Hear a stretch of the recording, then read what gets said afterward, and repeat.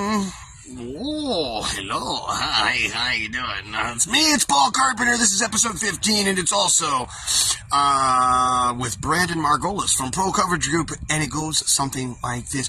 Good morning, good afternoon, good night. I hope that you're doing well, and I hope that wherever you are is doing good for you, my friends. It is time.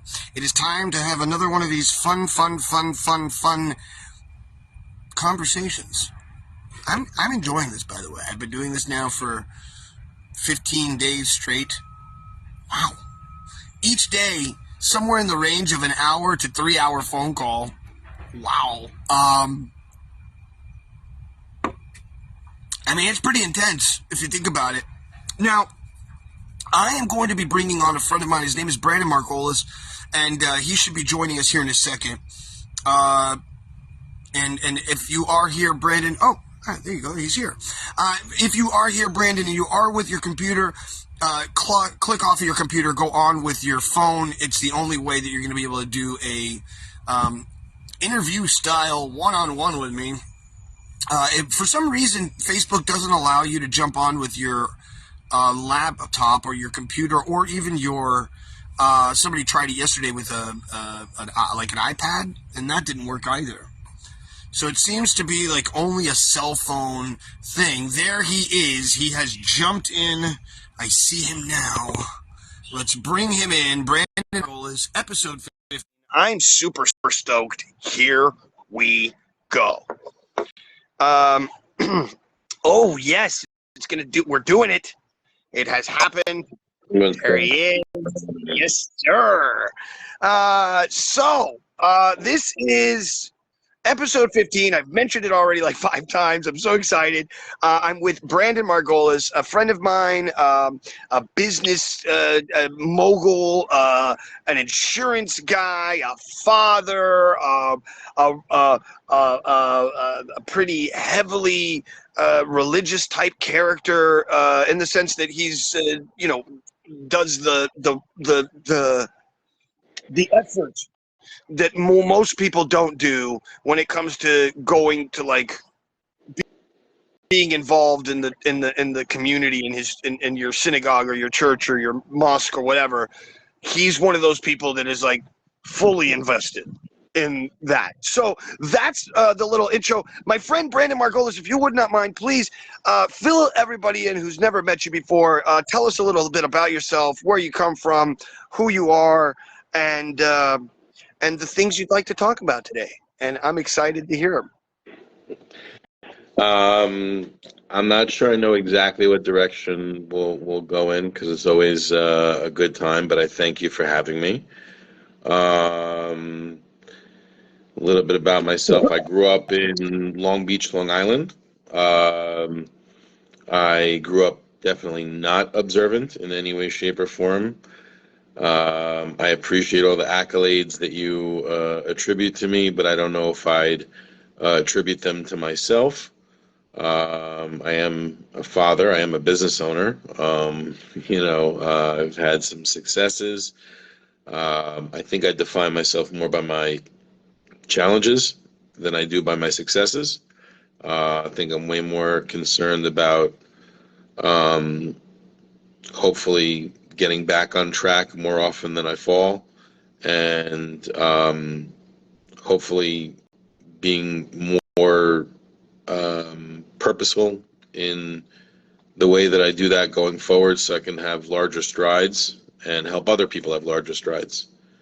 So I'm grateful to be in a position where anyone might listen to me in the first place. Generally feel that don't deserve such things. And try and use any opportunity that someone's giving an ear to try and give them something of value versus, God forbid, bring them down.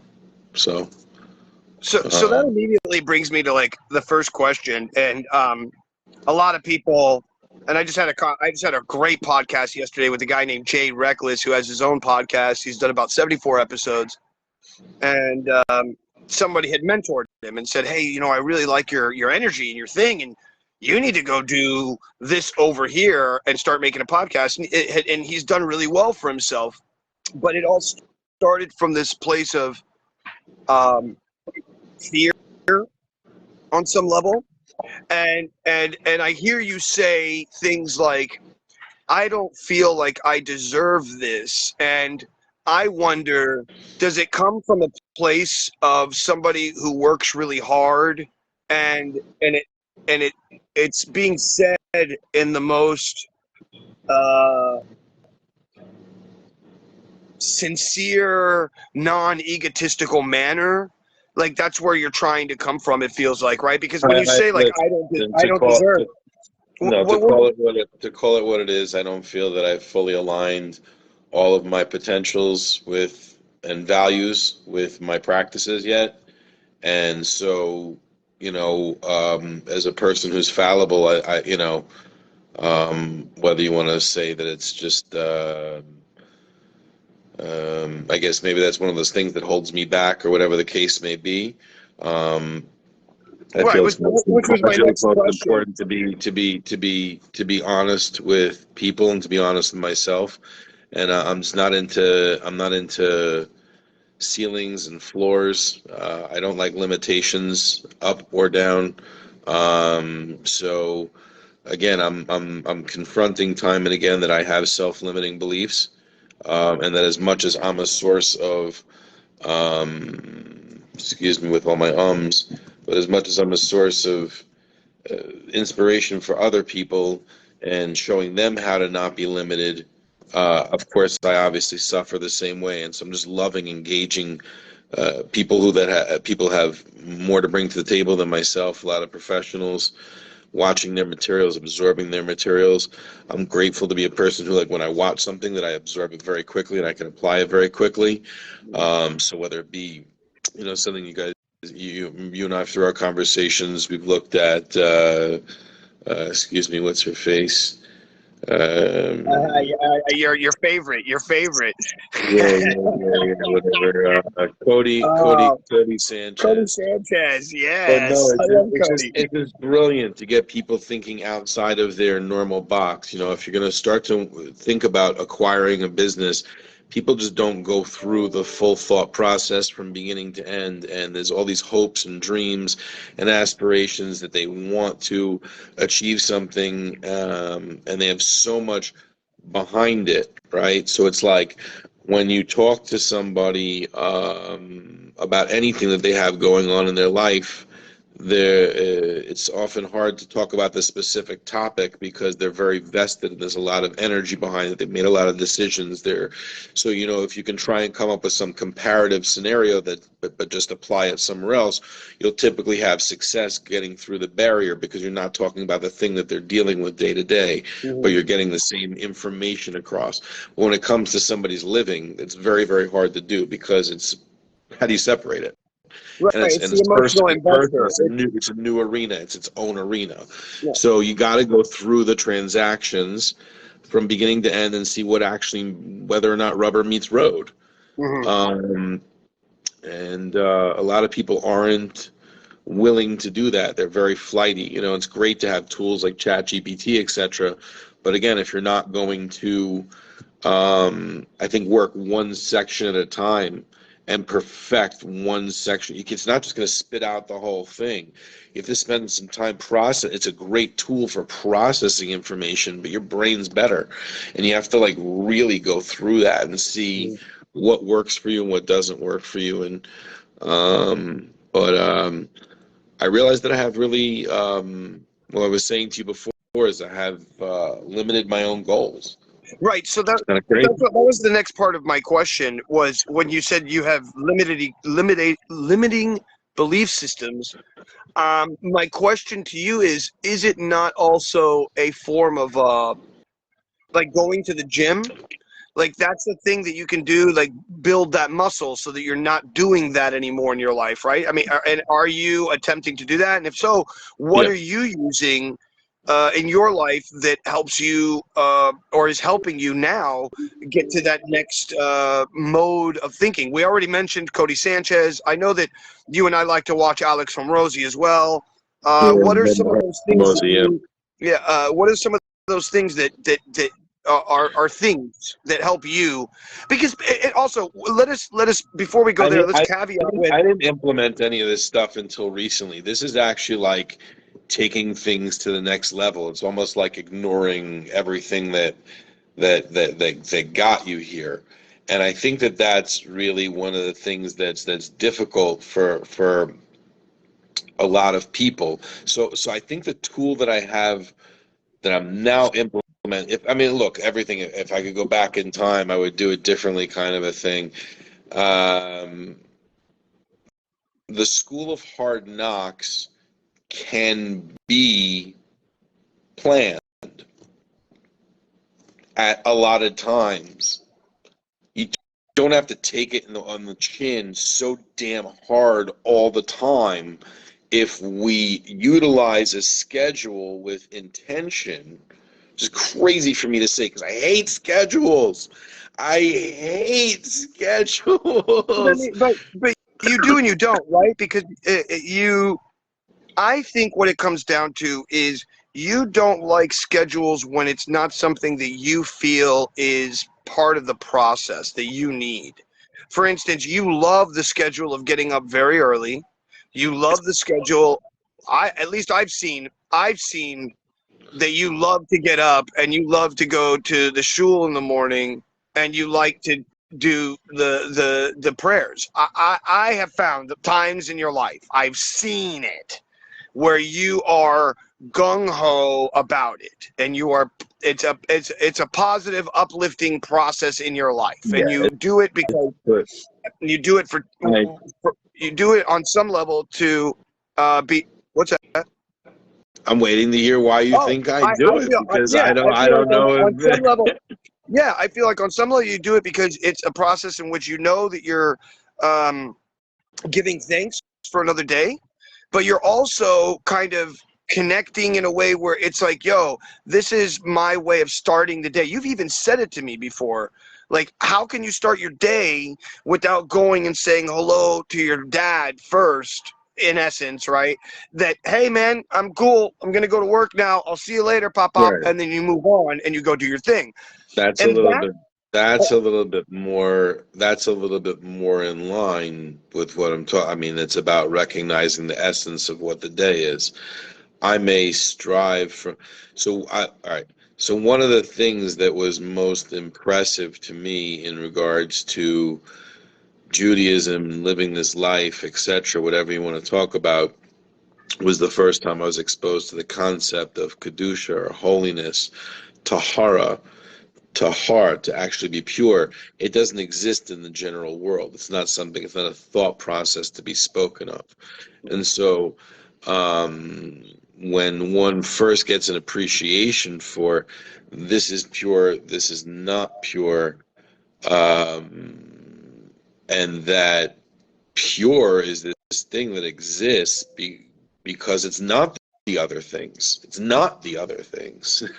If it was everything else, it wouldn't be holy and pure and special. And so the first time that you get around that and see what can be, etc., it certainly has an impact. But at the end of the day, if you understand that the system that you're a part of is one that's functioning a certain way, meaning the way that it functions is that God's making decisions and giving us opportunities. So to not engage the platform at all, to me, yeah, it seems a little bit out of place for a way to engage a successful day. It's like, right, I understand. Right, no, and it's like setting out for a day to walk up a mountain and not putting on boots is just I get it. stupid. I get it. No, I So get at it. some point in time, you're That's a schedule. stumbling and you're having a shitty day. Well, did you put on your boots, or did you put on your phone? My point is that that's a schedule, isn't it? It's not a schedule. It's a recognition. Ooh, so then call these things that you're talking about now that you don't like called schedules, call them recognitions. Well, whatever the case may be, this is finally... Because it seems like it's just a word for you that's actually the thing, because you have a quote-unquote schedule. Right. No, which I is get up, don't. go to this thing, put on your tefillin, put on your thing, go say hello, do your recognition, then go to work. That's correct. That's your schedule. Because if I don't do that, I just recognize it must be done at some point during the day. And I'm not saying that I never make that mistake ever and don't fall. No, But no, what I'm telling you, who's a business owner that's perfect? Nobody. Who's a owner of anything that's perfect and does everything exactly right all the time? Nobody. So there's no way to place that upon yourself. It's almost like the TED talk from the woman who wrote Eat, Pray, Love when she talks about genius. And it's this thing that we placed onto people after the Renaissance instead of something that was outside of ourselves. And it seems as though you're placing this very heavy nature upon you because maybe it's the way that you use it as fuel, you know? So I'm not brother, good. it's I'm not I don't that know about great. any of that. No, yeah, think about it. I think Let me just go there for a second, because you're saying to yourself like I'm not working that hard, or I'm not doing that much, or I'm not doing, and all of that But is I'm an not. But I'm effort. not. But But I'm not. I've had the level of you know. I've had whatever success that I've had in my business, and I've done it via referral and word of mouth. so, I've so, not gone out and made advertising campaigns. I've not gone out and actively worked on networking meetings, but etc. that's huge. That's huge. Right. So I'm at a In and of point where I'm itself, already it's huge. successful. Now I'm going to step into the arena where somebody else is just trying to claw their way up from the beginning, and I'm the guy who's successful enough. I can bring in what sales associates I want, like I mentioned to you. I could end up on boards of directors and having paid positions like that, as I had mentioned to you. Higher level referrals, again, referrals that I can hand off to the salespeople because I don't really need them myself. No, so I didn't spend any of that time at all. So what I'm trying to say is right, whatever you want to call the reframing, you call the reframing, but I am setting myself up in a way that look, No recognition. it's The taking some of reframing. my The best reframing. practices The and reframing putting them was into it. recognition, by the way. The reframing was recognition, because you called it recognition, I think is what you called it. Yeah. What is this, your This is schedule for the day? this is now my blocked out mornings, my regimen, if you will. Right. That will happen. It sort of happens anyway, but does not happen as structured as it is. I keep missing my pills in the morning. Mm, I want to get mm. out. I want to jump in the mikveh, my pool, right? Go ahead and restart my soul from scratch. Eat something, God willing, healthy. Num num num. Step out the door. Right? Nom nom nom nom nom You're too nom. funny, bro. You're too funny. You're too funny, bro. Uh, Head but yeah, out of the so, so, shul. so, and you started doing this now, like as of when? In the This last, is actually set for this. I did this last night, okay, and this is set. It's not even on today's calendar. It's starting after Yom Kippur, okay. and, And for those who but don't understand, what is I'm Yom already Kippur? trying to For those who implement some don't understand, version. for those who don't understand, what is Yom Kippur? For those who don't understand, what is Yom Kippur? Okay, so what we were talking about before was the idea of recognizing the system that you're in. Mm-hmm. And so Yom Kippur is very, very, very much a part of the system that we're in. So the system Oh, that we're in is such that our our decision is made for the year, if you will, on Rosh Hashanah. Rosh is head, Ha is and Shana is year. So Rosh Hashanah, the head of the year, is the time when basically not just Jewish people, but all people in the world are passing under the staff of God, and they're all being judged and they're being given their decision for the next year. Not their allotment in terms of how, but how much. So it's being put into the ATM, if you will. How much is going to be in the bank for the year? Now, your work during the year is how it's distributed, and your praying during the year is how it's distributed. So the amount of rain is given, but where the rain will fall is not given. So the amount of pain is given, but the way that the pain is distributed is not given. It can be distributed during work, it can be distributed during prayer, it can be distributed during effort and exercise, but it doesn't have to necessarily be taken out of a physical ailment happening to you, God forbid. So there are many things that you can do during the year that will persuade the way that these things will be distributed, for sure.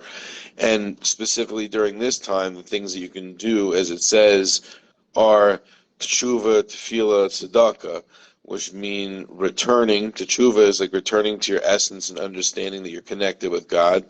Tefillah is engaging in prayer, and tzedakah is giving of your charity to other people. Righteousness is literally how it translates. So tshuva, tefillah, tzedakah is what happens now, and then after Rosh Hashanah comes Yom Kippur. Yom Kippur is the actual day that fate or that decision is sealed, if you will. Who will live, who will die, who by fire, who by water, who for success, who with happiness, etc. And so that is called Yom Kippur is known as the holiest day of the year. It's a day of fasting. I personally love to see people coming from every walk of life. Like, one of my favorite things is, I remember this guy when I was in the Five Towns. There's a place across the street from where we would do the high holiday services in the after gym auditorium. And across the street is this place, Tamburino's Deli. As trafe as it comes, bro. As trafe as it comes, which means not kosher. Not kosher. And so this guy goes in after the high holiday services, fasting. Everyone's fasting. He goes right across the street and he gets himself a big fat bacon sandwich. And you know something? That guy, for that moment when he came, that was phenomenal. That was the best. What do you mean? Wait, tell the story, because I'm lost. What do you mean? Who came? The guy. I was saying that I remember on one Yom Kippur, when I was at this high holiday service, there was a guy who I saw and he came. So like some people say it's like the holiest day. Everyone engages the day differently. So yes, it is. The point is that for some people it's this hallowed day. For this guy, it was also a hallowed day. Even though he was going to go eat a bacon sandwich afterwards, he still showed up.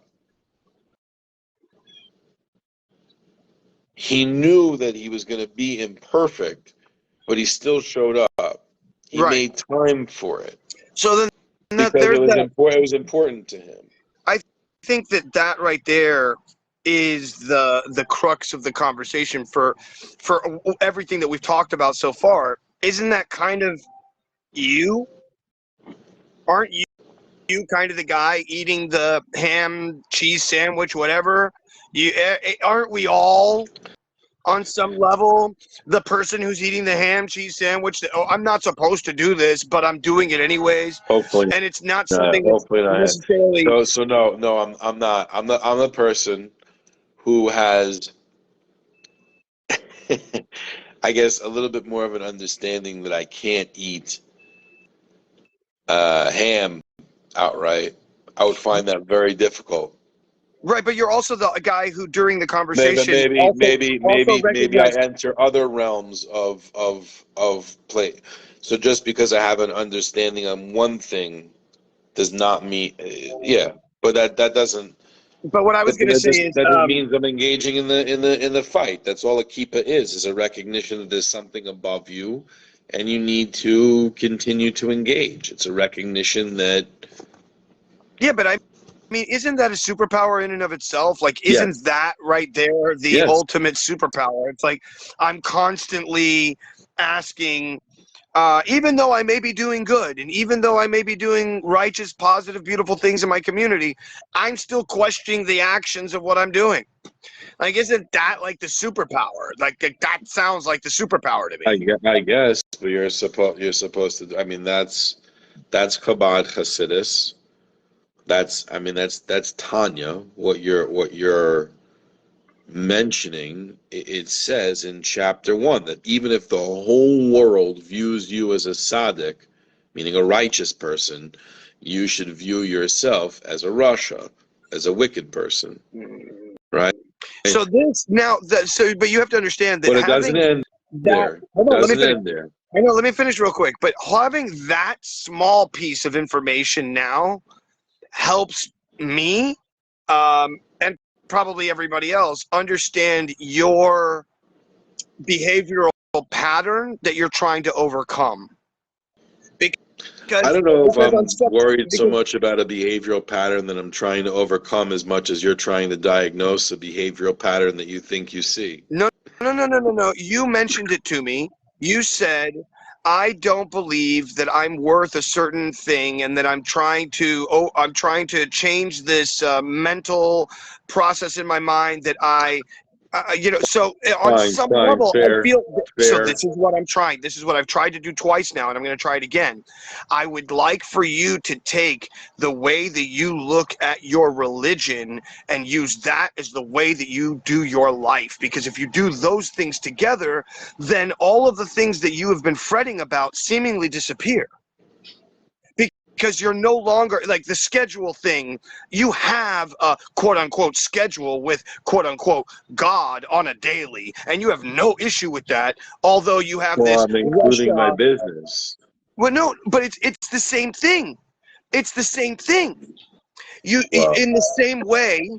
If I may, in the same way that you feel disconnected from the ability to be the perfect Jew, which is impossible, by the way, you will also feel that you have to have the perfect business, which is impossible, by the way. And you're like, I should have done this. I should have done this with my business and done this, and I haven't done this yet. And I'm okay because I'm comfortable. And on the other side of religion, I came from a place. Bro, we're like, I don't feel like we're connecting at all. Let me finish really quickly, because I feel as though what I'm trying to get at here is that in the same way that you feel that you are not doing or not being the best in some way, I understand the struggle of what you're going through. Is what I'm trying to say is that in the same way that you're struggling in one way, you're struggling in the other, but you're just viewing the same struggle from two different points of view, and they're the same person having the same struggle. It's just that it's almost like when you flip to one side, the polarity switch, and when you flip to the other side, the polarity switch again. But it's the same person having the same polarities is what I'm trying to express. And I feel as though you know that intentionally or internally. Right, which is why I'm saying I'm not feeling like I'm connecting with you, because you're talking about my past and I'm telling you that I'm in a fantastic place where I'm engaging everything and hitting on all these channels. So, so if I may, that's something that's new for you. That you just said that you just started recently adapting into your life or implementing into your life, and so the question to me arises is somebody who's comfortable, who already has a good community standing, who is making a nice amount of money per year, more so than most people, all of these things that we've mentioned. My question then is, where does it come from to better yourself when you have already seemingly done pretty good already? Like, where does it come from? That's my question. Because it doesn't you see what I'm doing? Like I feel broken. Like, how does that? I mean, I guess I get it on some level because I don't ever quit. So I guess that's part of it. But this is different to me because this is somebody who's doing something, who's doing it quite well, and saying, "Oh wait, I got to get better at it." And I guess I understand that as well, but this is different because you're trying to change big overall factors of yourself. It's almost like somebody who's been a drug addict for 20 years who's like, I'm no longer going to do drugs. I'm going to rehab and I'm doing this, that, and the other. And here's the change. And so. Yeah, but I've been doing that. I've been doing that. I think pretty steadily is what I'm trying to say is that I think that the school of hard knocks is really important. That I sat and I learned the life skills that I need now in order to survive and apply to everything by going through those things. But there are also smarter ways to do it. Right. Do it. People have already gone up the hill. There's no reason for you to. Right.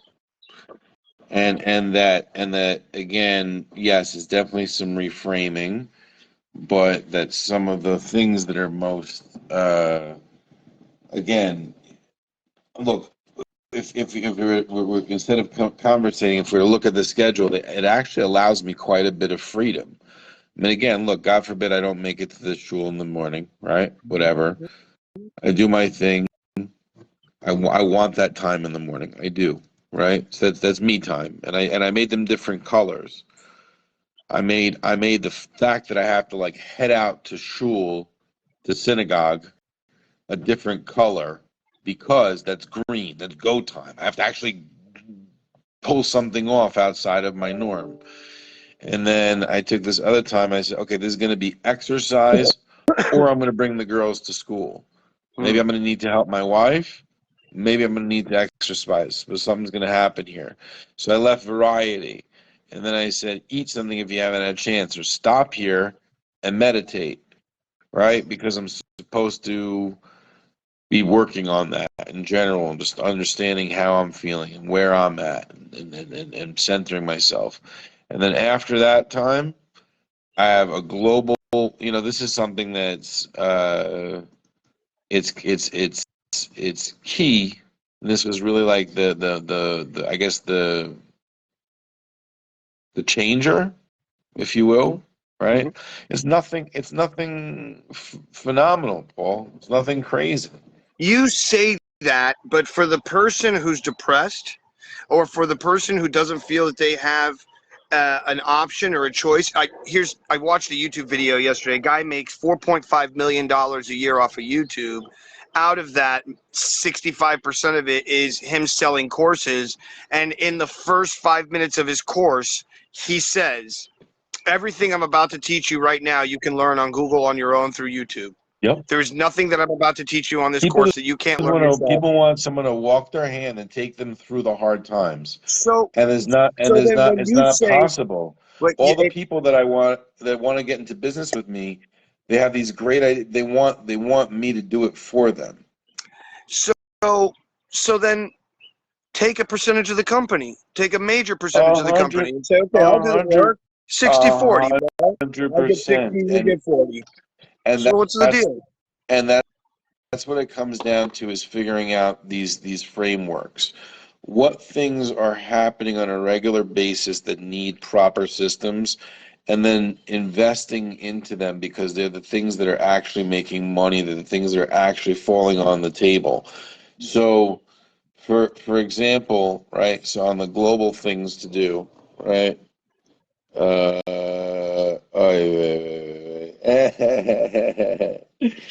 right, this is raw. Uh-oh. You don't have to show us. All good. So, global business accounting. What 5 things do I want my team to achieve today? Right? On each project, if applicable.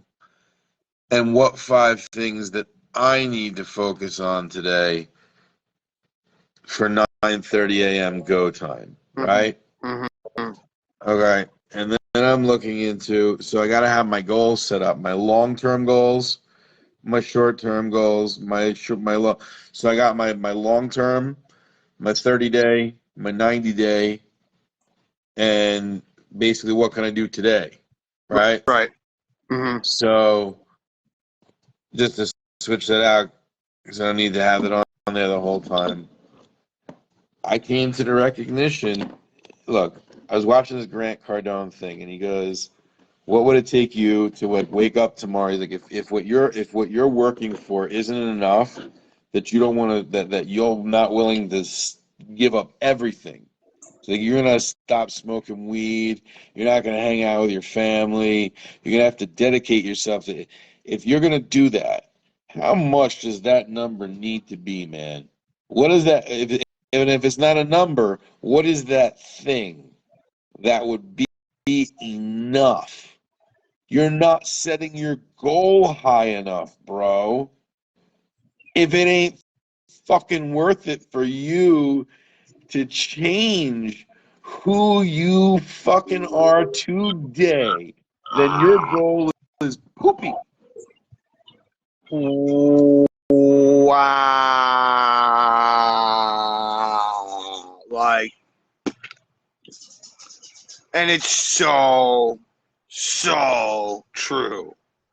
If you don't have a dream that is something that you're willing to change yourself today. But a goal, a target. See, this is the difference. This is what he focused on. He was really clear about setting the purpose of a target, because a target is something which is clear and concrete and achievable. And it's here. It's not around the target. It's the target. It's not okay to just hit around the target. It's the target. Right. That's another quote that comes to mind now, which is your life is equal to what you allow in it.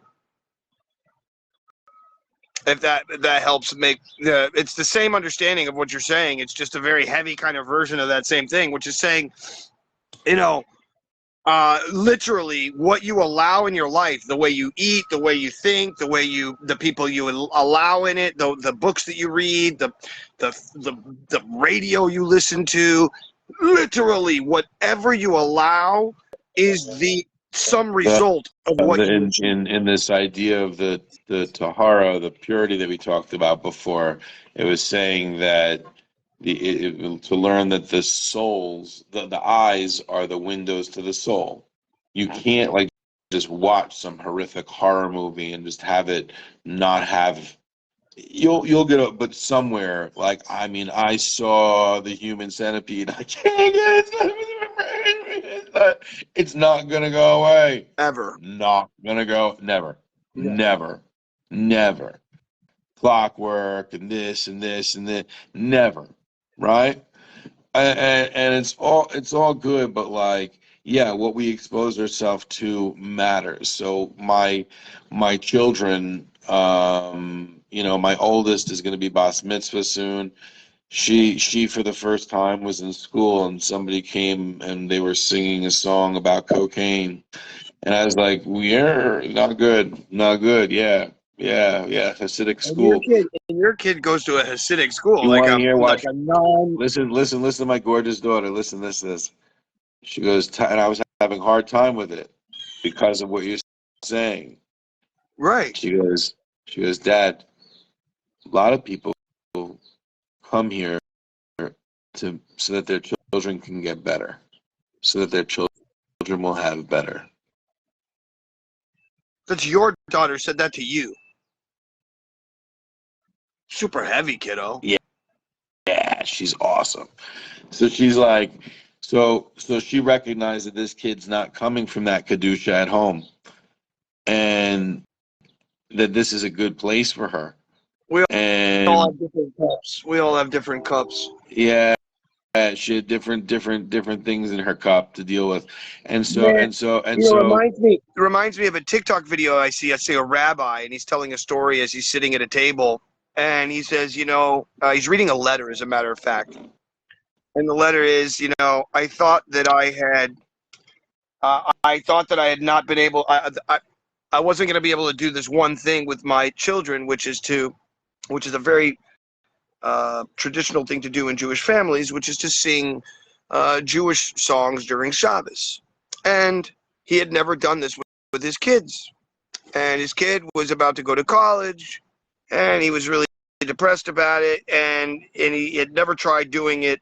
And then suddenly, out of nowhere, he's at the couch and he starts to do these songs, or a song in particular. And the son that he was the oldest that did not ever, that he had never done these songs with his son knew every word and sang every word with him. And his father's like, whoa, like, how do you know these songs? And he goes, Dad, all the Jewish families sing these songs. And whenever I go to Shabbos at all these other all these families, because we're the only family that doesn't do it.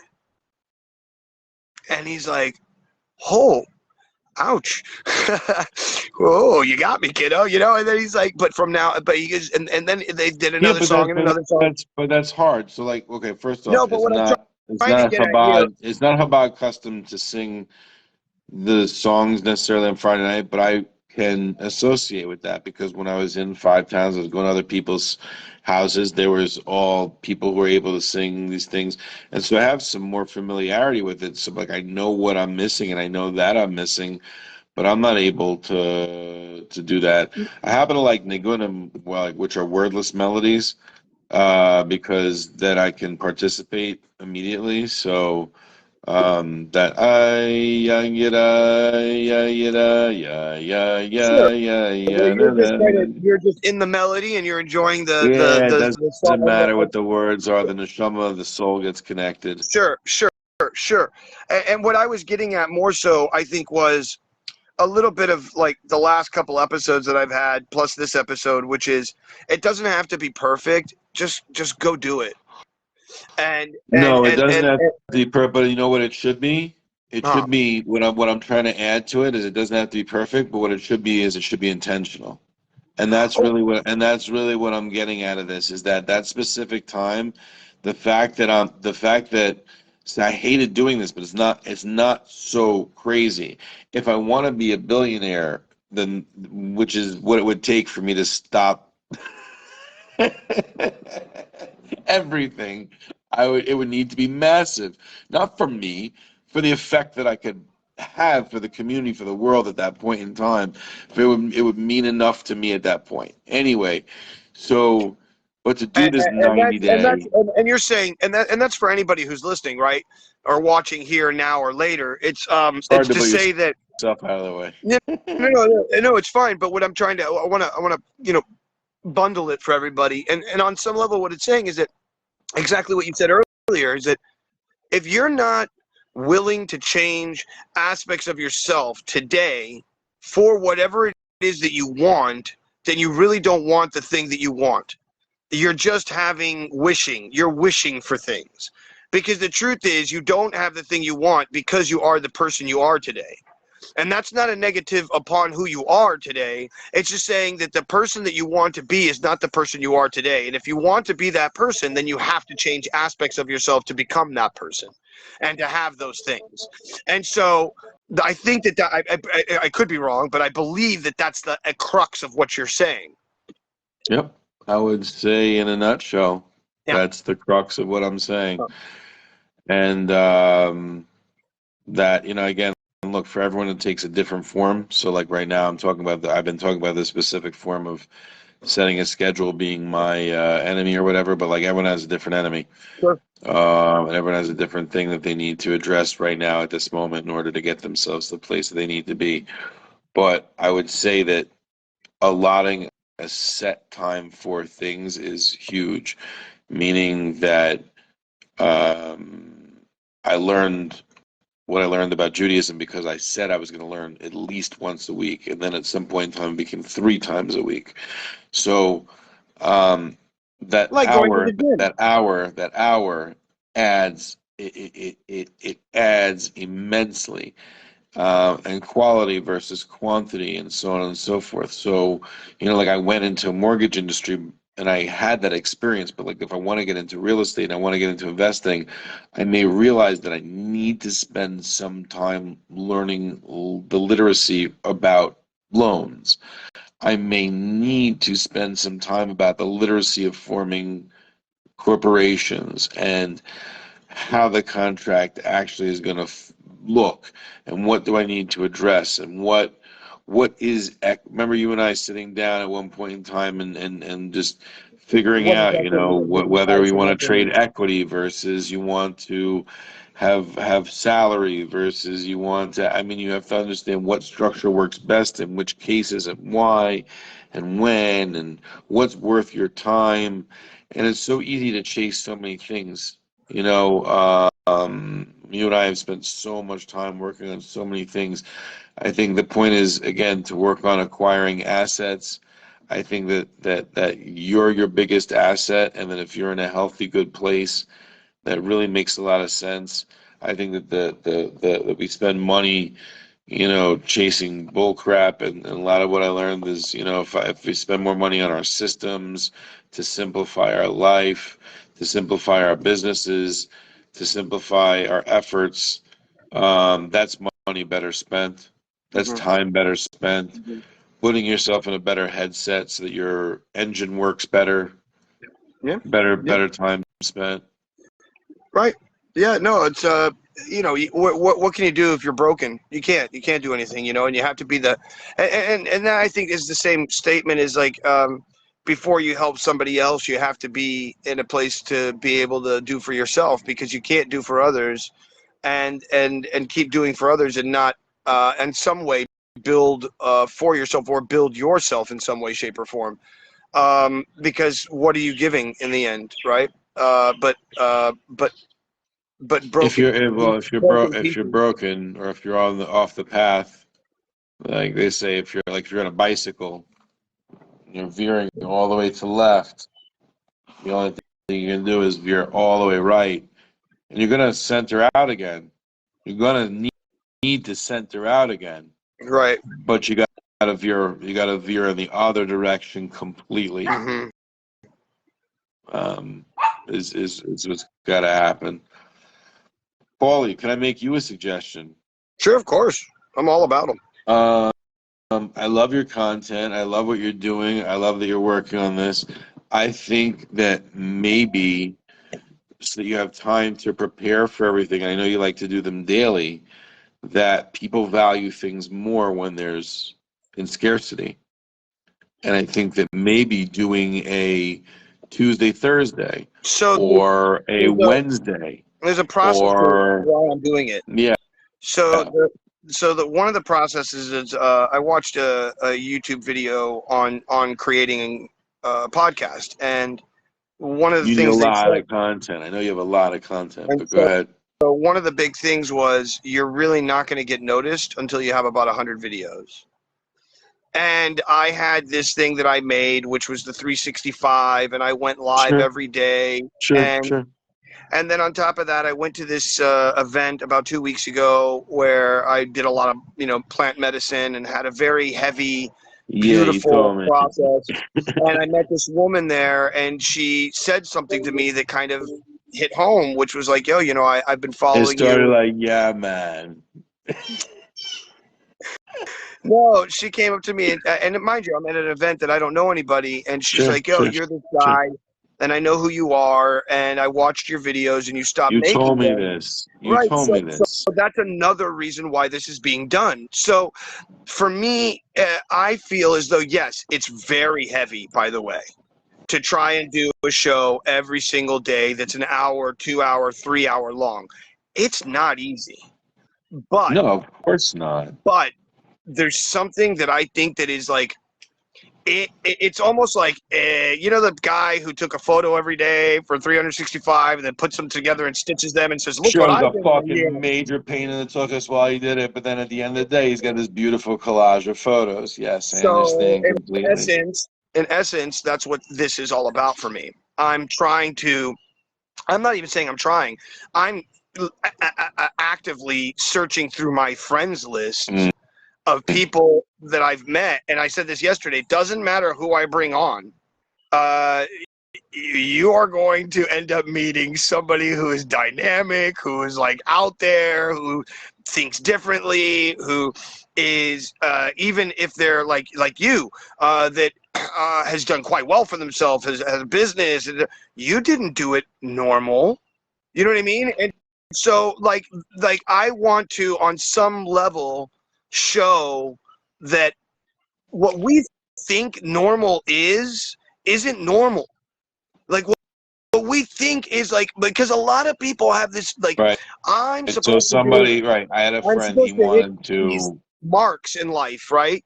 I have to do this to go to school, and then I have to get married, and then I have to get college, and da, da. So there's this ideology that runs with that that says, "Oh, insurance? Okay, well, I'm sure you go to some kind of insurance company, and you do something, and you figure it out, and you make a business out. I don't know. okay, Like so, no, I'm just saying, like, in the same way as like a guy who's a mechanic, he might work under somebody else for a while and then open up his own shop, and but you did that, but you didn't do it by going the traditional route, which is advertising and throwing a ton of money at it and headaches, and you went a totally different route, which was like, yo, I'm really good at what I do. I'm really personable when I'm on the phone with my customer and my client. I tell them exactly what's up. I save them a lot of money. They recognize that. They tell their friends. That word of mouth has created a massive six-figure business for me to have and to have a family and to have friends and to have a community. And I'm recognizing now through all these videos that I'm watching and all these things that I'm seeing that, man, I am powerful more so than I've recognized. And I can be even more powerful by just doing small little changes in my life. And I call them small because when we look at them in the future, we look back at them as though they're anthills. It's only now that we look at them and we see Mount Everest in front of us. You know what I mean? yeah, So I mean, listen, dude, you've been here with me when I'm sitting and grinding on a project, and sit down and you get started, and it could be hours and hours and hours and hours, and I don't get up until I'm done with something. So people see the pretty time, or they hear about, oh, you got into that deal. Oh, Brandon, you're in this contract for this thing. That sounds so cool.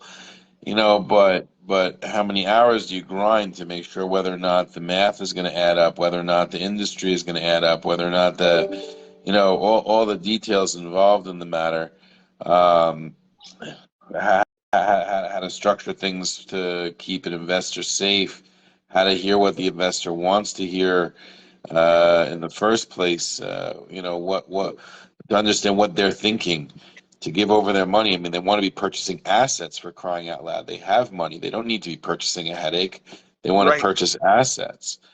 And Right. and And and for those of you who just joined, what we're talking about is buying businesses from people who own, and we're talking about mostly small businesses in America. I think there's around 10,000 a year at this point that are going out of business because of people who are baby boomers. Brandon and I have been talking about this for quite some time. And another friend of mine who I'm actually living with here in New Orleans actually bought a seafood company. It's right down the block from where he lives now.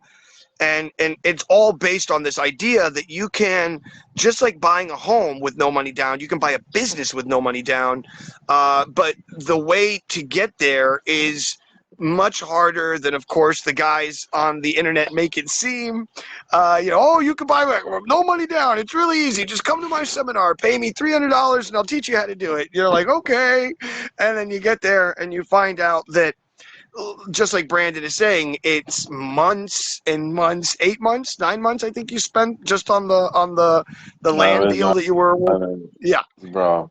yeah, I know. And so that alone, it goes back to the statement that I was saying earlier about this really good TED talk from the girl who wrote Eat, Pray, Love, and she talks about, she's like my process is not the same as others, right? She goes, my process is like being a mule, and I'm having to like literally trudge through the dirt one step at a time, and it's really rough for Trudging. me, right? And she's like, it's Did you ever really, see? I'm sorry. Did you ever see A Knight's Tale? yeah, yeah, yeah, of course. He goes, "What are you doing?" "I'm trudging." I'm trudging, Trudging. trudging. It's the slow walk of a person who's determined and has nothing left in life other than to trudge on. Sorry, And or something like that. no, it's fine because on some level, her talk is it's a super deep talk. And if you haven't seen it, please go check it out. But basically at one point she talks about how when she was younger, people would walk up to her and be like, "Oh, hey, you think you want to be a writer? Ew, that's gonna be a kind of a rough life, don't you think? And what happens if you never write anything? And what happens if you never go anywhere?" And then she writes "Eat, Pray, Love," and it becomes this this massive book, right? That takes a life of its own.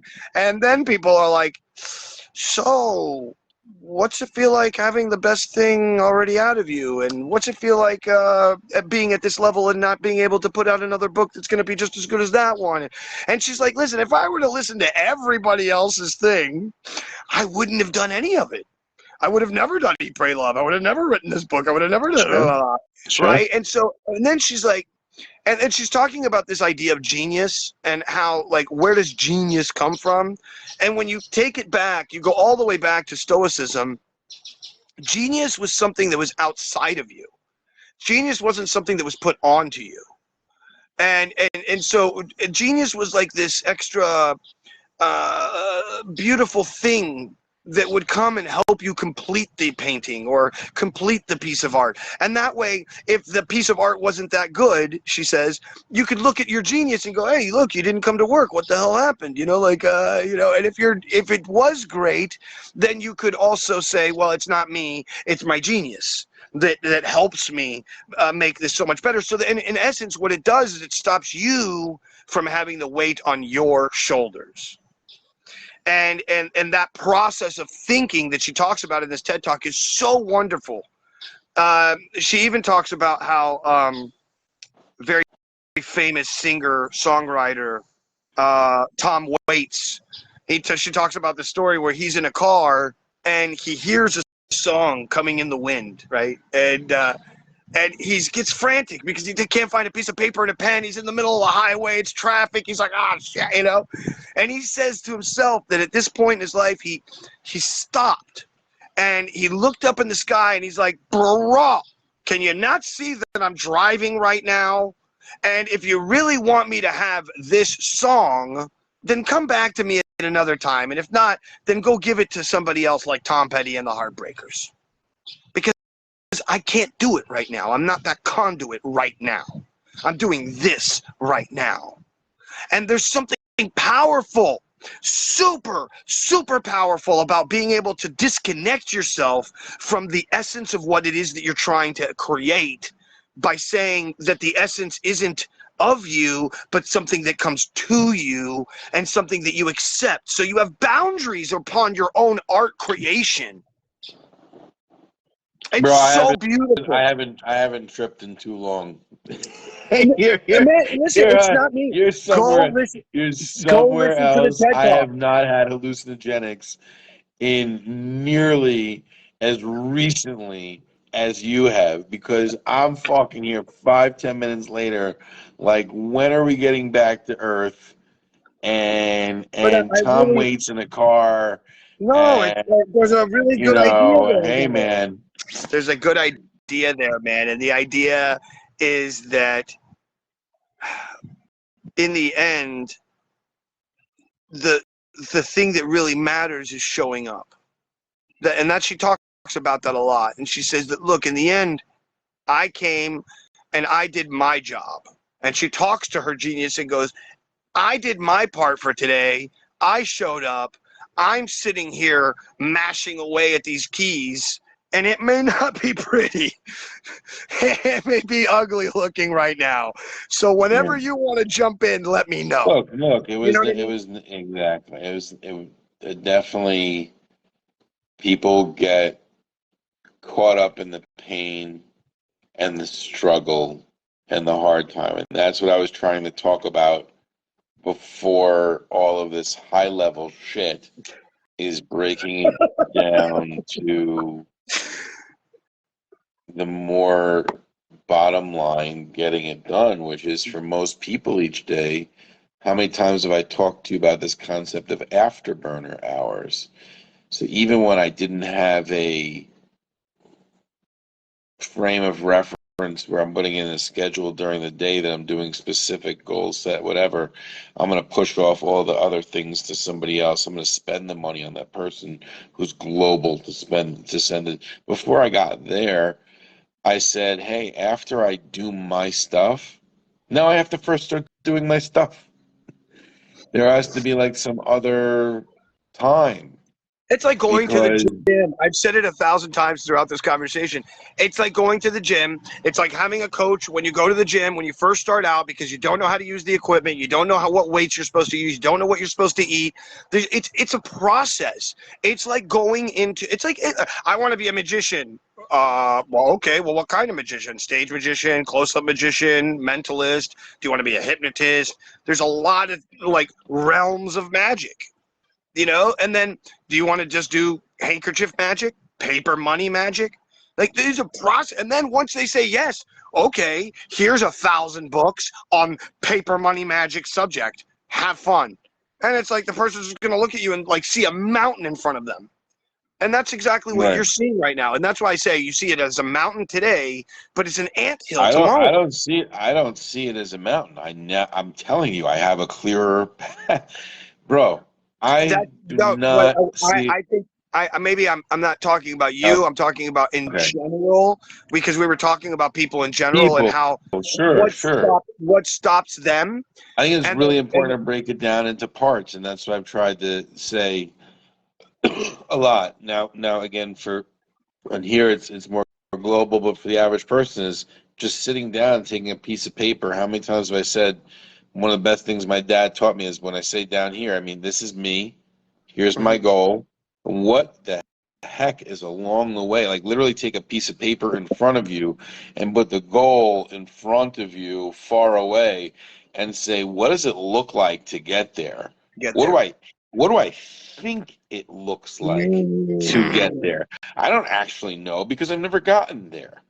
And then I'm going to fill in the blanks. That's like the guy who comes up to you after you've done a magic trick. He goes, I know how you did it. And then you give him the deck of cards. You go, okay, show me. And then they go, oh, no. I don't know how you do it, but I know how you did it. And then you're like, no, you have an idea of what you think it takes to actually get to the place that I just showed you the 10 years of me working on card manipulation and whatever else to get to that point to make that look good. So, yeah, you think you know, but you don't know. And that's exactly what you're getting at right now. You're getting more of a there's also the statement if I'm in a desert and I don't know where I'm going, if I just pick one direction and start moving forward, I will get out of the desert. But it would be much better if at the point that I'm at, I have a map that then says, hey, 5 feet to the left is outside of the I don't know that if you had that map, if you would work as hard as you needed to get out because you would think you knew which way to go. I think what I was saying was going back to your statement about the hard knocks doesn't always have to be as hard. So what I meant by that was like, let's say I put myself in a quote unquote desert. You're putting a all right, so it's your training regimen. First, I'm going to learn. So if I want to learn how to acquire a business that's for sale, what the hell is EBITDA? So I learned that you offer typically for the price of a business 6 to 8 times EBITDA. EBITDA. Excuse me. I'm sorry. Earnings before interest, taxes. Forgive me. I still don't have the A. The point is, it comes down to needing additional financial literacy. You have to sit down and understand what that term is. Now, you can have an accountant, you can have a professional that you can count on, that you can bring it to, who can decide whether or not this is a true representation of EBITDA or not, and give you better questions to ask, and so on and so forth. It's essentially, again, the net earnings. You could look at a tax return, but to know whether or not you're getting, let's look at the last few years. Oh, this guy's valuing it on this year. Well, okay, how did it perform the last 3 to 4 years? So, but to get to the point where you're going to know that, it might take you engaging in a few different conversations, a few different business, to be the person that that business owner wants to hand the business over to and is willing to offer some level of seller financing. They need to be confident in you that you're not going to trash the good business that they took care of for a number of 20, years. 30 years. Right. So Right. what I've recommended, and again mentioned many times, is to you most recently, is SBA loans being, available if you can get that 10 to 15% down payment from the actual seller because they believe in you enough and what you're able to do. You can come ahead of time with a business plan, and you can go to the SBA. They may require you to put life insurance on yourself as the business owner, to protect the assets, put a person in place if you need a key man, so on and so forth. If you pass away, God forbid, Yep. key man or woman, whatever, and and otherwise they might try and leverage some sort of assets. But at the end of the day, if you don't have assets, they're not actually allowed to deny you for lack Lack of assets. of collateral, for Oh, lack lack of of collateral. collateral. Right. And Sure. so these loans are available, the 7A loans, and you can get down with a loan officer, but you need to write a damn viable business plan. So for example, right now with Pro Coverage Group, And this um, goes for anybody who's watching, not just him, kind of telling me right now, but this is what we're trying to get at. And something that we've been talking about a lot recently, um, is that there are ways for you to not have to work a regular job and work heavily for such a small amount of money when you could put in let's call it an exorbitant amount of work for a very short amount of time to create the ability for you to have your own business and have a residual income from that business, of a business that's already running, that's already has clients, that already has people working inside of it, it's already running. It just needs someone to come in and take it over, because that person wants to retire, or that person wants to sell their business for whatever reason, family or whatever. And so what we are attempting to do in our own lives is show the process of that, but also teach the process along the way, because we're learning, and as we're learning, we want other people to know the amazing opportunity there is. A lot of people don't know that you can buy a business the same way you can buy a house. People don't know that. It's like 60% of businesses that are sold with seller financing, and 42% of statistics are made up on the spot. But I'm just kidding.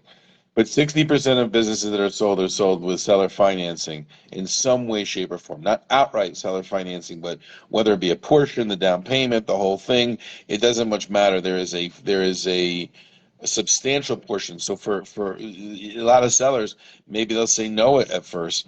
You may make them aware of reality. right. Having taking part in that negotiation is part of what's going to make you a That's exactly stronger. what this guy's doing right over here. They gave him a certain amount of money down, and then from there he's giving him a certain amount every month from the income that's coming from the business. I have a guy right now I was talking to. He has an existing business that's very, very successful, where they do government contracts and they sell all the janitorial supplies, so toilet paper and soap and paper towel. That's Very huge. wealthy guy for a number of years. Very, very wealthy guy. So now he's thinking about, instead of buying from wholesale the way he has for forever, and he has places, why not buy the toilet paper factory? Right? Right. So Well, I so mean, the guy. and this was the same thing that we were talking about. Like, hey, if we're going to go buy an Airbnb company that has 15 locations already with a management firm that runs that Airbnb company, why wouldn't you go out of your way to find a laundromat? And why wouldn't you go out of your way to find You wouldn't not, except for the fact that all of them become overwhelming to attack at once. And the only way for this to really happen is with a properly formed team and properly formed structures and properly formed processes, and with the vessels or the, when I use that term, it's important I define it for other people. The vehicle, the way that I'm not going to just say, hey, I want a drink, but I actually have a cup to receive. There have to be vehicles for this. So one is, setting up a marketing company. One is setting up a company which is going to be venture capital. One is setting up an idea of, again, a think tank of all these new ventures that are coming, so that you have these ventures. Some people are okay. Hey, listen, we're in the business of assets. We're in the Mm-hmm. business of selling assets, and we'd love for your money to go into those. But we also get approached by new ventures. Would you be interested in being part of a Shark Tank once every 6 to 12 months? Mm-hmm. Yes or no? Right. End of story. You don't know where money is going to meet deal. You don't know where money is going to meet deal. And money is money and deal is deal. And there's a lot of things that go into making the deal happen. And Mm-hmm. those guys need to, having a business where again, you and I have discussed that 100 times, but having a business where those people learn how to actually develop their business plan but dude, that takes outside counsel. A lot of this stuff takes our arbitrage models. And that's what's really going on. Setting somebody up with a business coach who's going to bring them through. People want somebody to bring them through.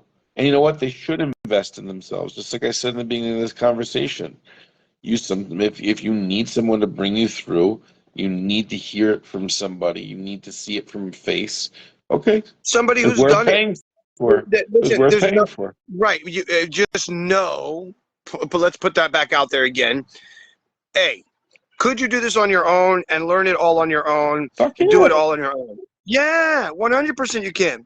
Can you take the Nice to get it in a bundle, like it's dude. like can I travel to the top of Mount Everest by myself? Yes. Can I Tony get there? Robbins is the shiznaz. Grant Cardone is the shiznaz. Hormozy is the shiznaz. Grab onto the coattails of one of these dudes or And one of these that's my chicks. statement. Like I can get to the top of Mount Everest by myself, but if I take a Sherpa who's been up there 50 times, it's going to take me a lot less Yeah. time. I might have to pay for the Sherpa though. So, Was my point. this So, guy, but I then mean, and also this guy's literally also saying, so I want to make hold 3 million. Look on, how logical this is. hold How on. many transactions do I need? How many transactions do I need? Right. How many clients do I need at what dollar amount? For what and what? Right. Like I've had this. Someone said this to me once. They said, So "How much do you want to make per logical. year?" He goes, "How much do you want to make per year?" Right. And I said, "I don't know, Reverse engineer it. hold on, $100,000, $200,000 a year." And he goes, "Well, how much do you get paid for your parties?" And I go, "I don't know, about 1,500." And he goes, "That's 200 So, parties a year." I said, "Well, yeah." And he goes, "And you're not making $200,000 because you have to pay for airfare and accommodation and this and the other." And I go, "Yeah." And he goes, "Wouldn't it be better if you were paid $10,000 per show, and then you only have to do 10 shows a year?" And I was like, "Oh, oh, oh, you're right."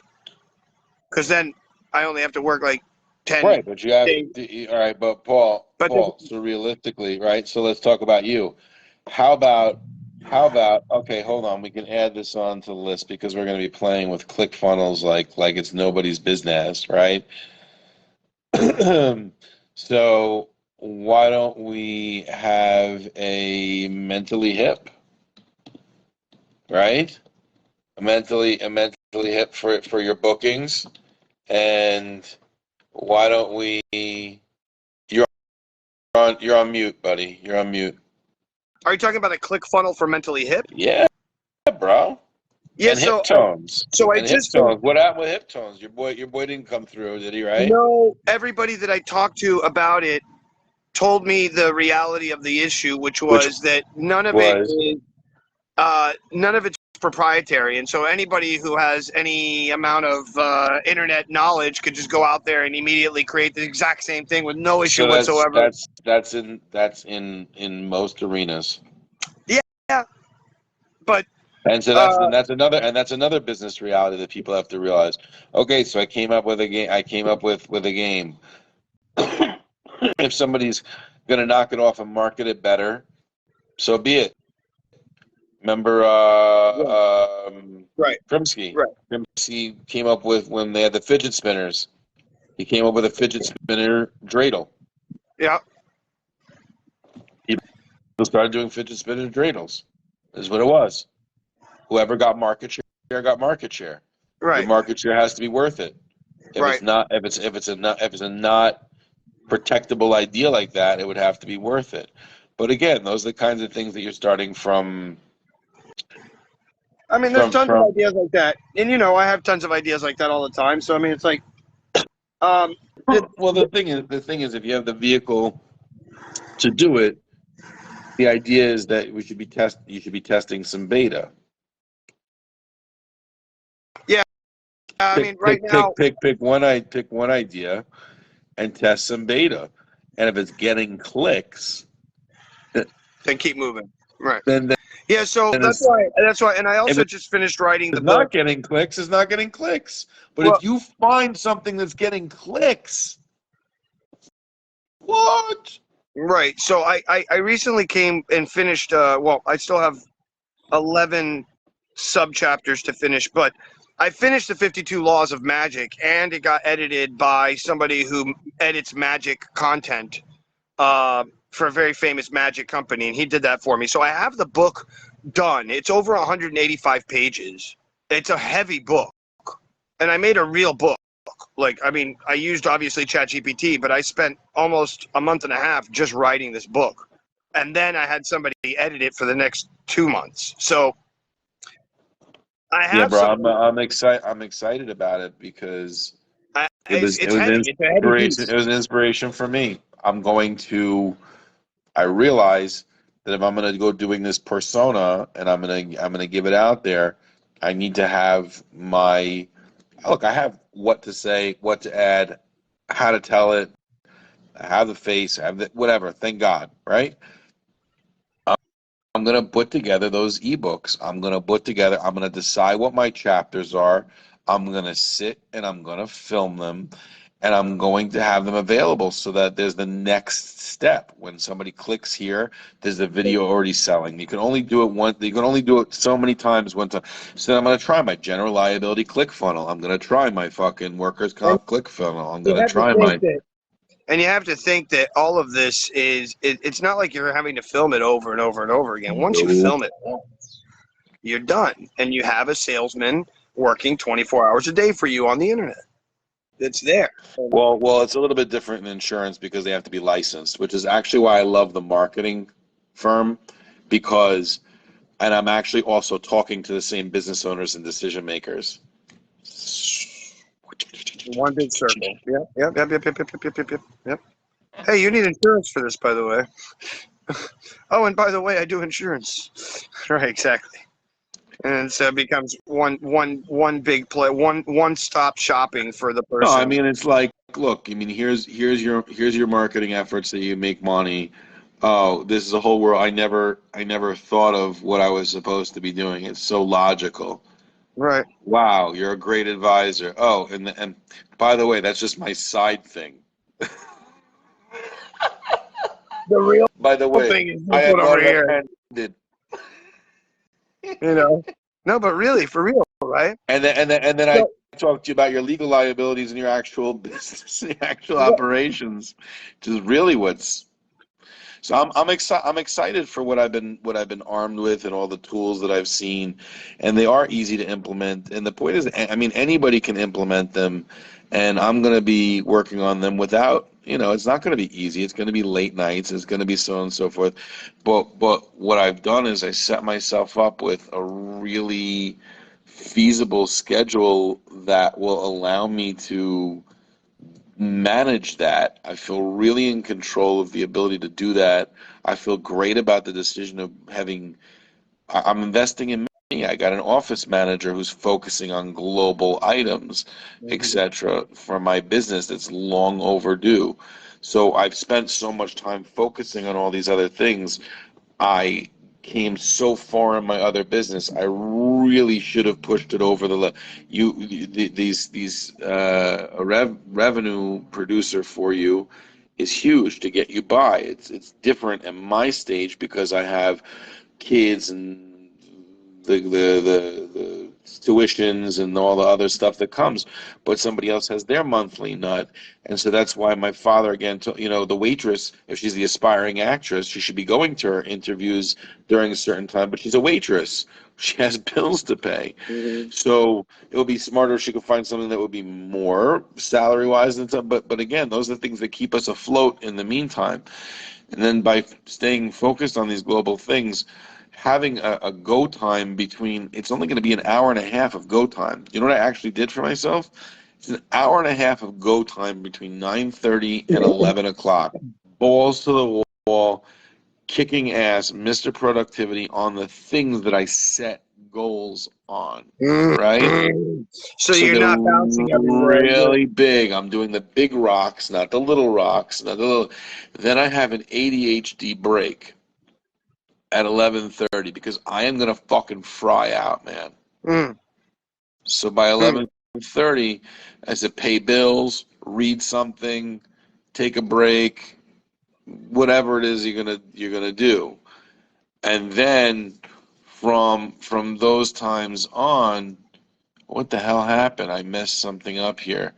But I did that from 12:30 on. I made really, now I have the times that I can book phone calls. Right now I have the time that I can use my Calendly.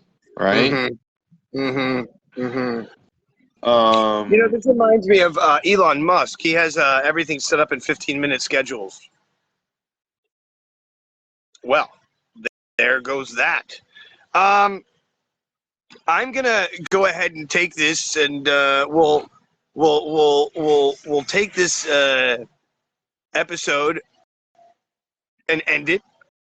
I don't know where he went, but that's okay.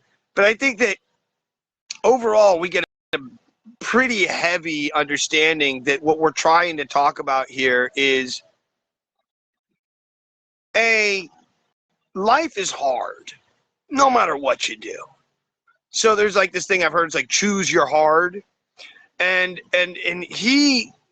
Brandon took an idea, something that's really not easy to do, which is insurance, and did it in his own way. And then after that, he says, not only did I do it my own way, but now I'm going to implement the ways that other people had been doing it. And I'm not only going to grow, but I'm going to exponentially grow because I'm in a place where other people aren't. And I have information that I can help other people get to the place where I am. And when they get to where I'm at, then I'm going to be above them because I helped them get it. All rising tides rise all ships.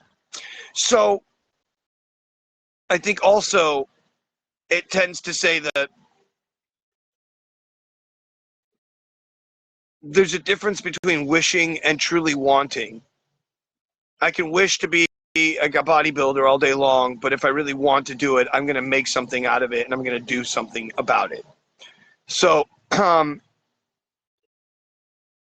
with all of that said, choose your heart. Choose your heart. Because no matter what we do, it's going to be hard here. And the more that you are able to really control the essence of want in your life, be able to control your impulses, and the more that you're able to do that, the more you're able to define the story, the marble, the art piece that you're creating, because it's a rarity, a supreme rarity that somebody comes over and with one chisel, bink, and awesome, David statue is made. It's a rarity, one, probably an impossibility, two, and three, doubtful. So if that's the case,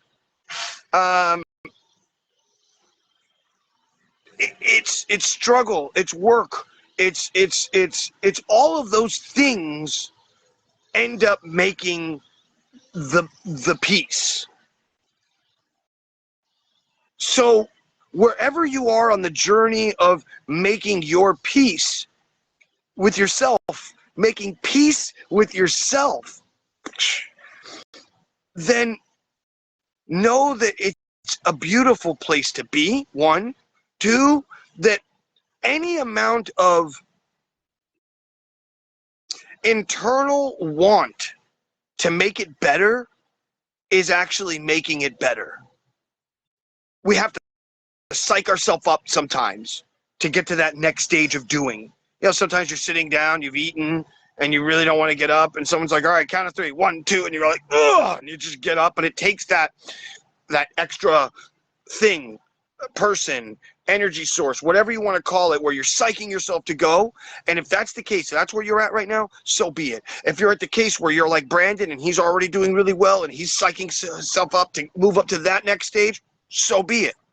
What I'm trying to get at is, like I said yesterday, wherever you are on the process of this thing that we like to look at is, ooh, I'm really popular and famous and rich over here, and I'm nothing, and I'm a loser, and I'm on the street over here. Wherever you are on that thing, just zoom in so that you're in the middle and you're perfectly exactly where you're supposed to be. So you don't have to have that, I'm not good enough or I'm not this enough. What you have is, I'm right where I'm supposed to be, and I have goals of where I'm heading to. And that's a better, much more dynamic, much more awesome space to stand from.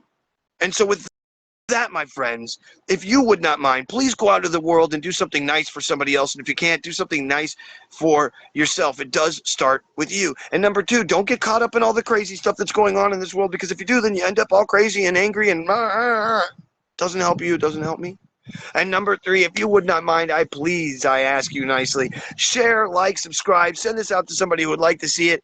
And with that, my friends, I will see you all on the other side.